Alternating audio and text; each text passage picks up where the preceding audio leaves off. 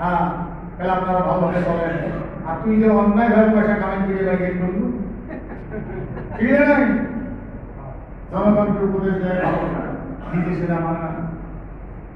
সময় ভাইগণ, এরপর আল্লাহ জানা দিয়েছেন কাবুরা মাক্তান ইনদাল্লাহি আন তাকুলু মা লা তাফআলু।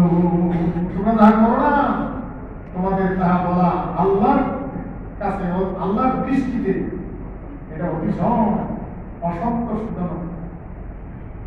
সেই জন্য কিয়ামতের দিন বলবেন আলাম ইয়াতিকুম রুসুলুম মিনকুম ইয়াদুলুনা আলাইকুম আয়াতি রাব্বিকুম ওয়া ইউনজিরুনাকুম লিকা ইয়াউমিকুম হাদা।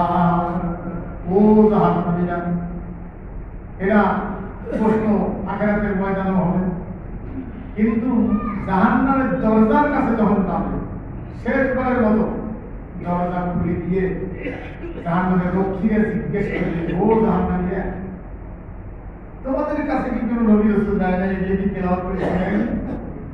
নবী সংগ্রহ করিয়া কোরআন বুঝাইতে পারে এমন কোন ব্যক্তি কি তোমাদের কাছে গিয়ে বুঝায় না?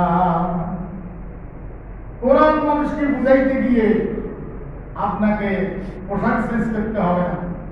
ইসলাম শুধু দাড়ি খরচ করছেন নাকি থেকে হাঁটু, ইসলাম শুধু পোশাক নির্দেশ দিয়ে, মানে যে পোশাক করলে আপনাকে অন্য ধর্মের ডাইরেক্ট বুঝে যাবে অন্য ধর্মের লোক, বুঝছেন না? মানুষ তো বুঝলো না।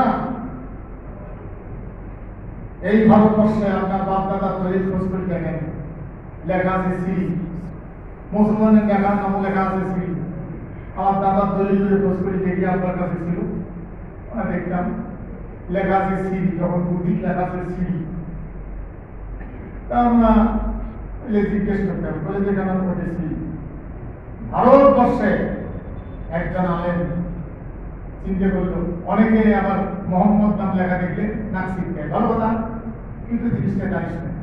ভারতবর্ষে একজন আলেম চিন্তা করেছে মুসলমানের নাম আর অমুসলিমের নাম দুইটাকে সিঁড়ি, এটা পার্থক্য করে দেওয়া লাগবে। এটা তো ঝগড়াঝড়ি হবে না, মারামারি করে সুন্দর করা নাই, কারণ ব্রিটিশ সরকার বাংলা হয় মুসলমানের নাম পূর্বে মোহাম্মদ লেখা শুরু করে দিয়েছে। এটি লেখা এমনিতে মুসলমানের নাম ভাগ হয়ে গেছে, যে ওরা শ্রী লেখা লেখেন, এখন মোহাম্মদ লেখে। কারণটাই আপনি তো যেটা হাদিস কোরআন খোঁজ করে সেই সময় আসলে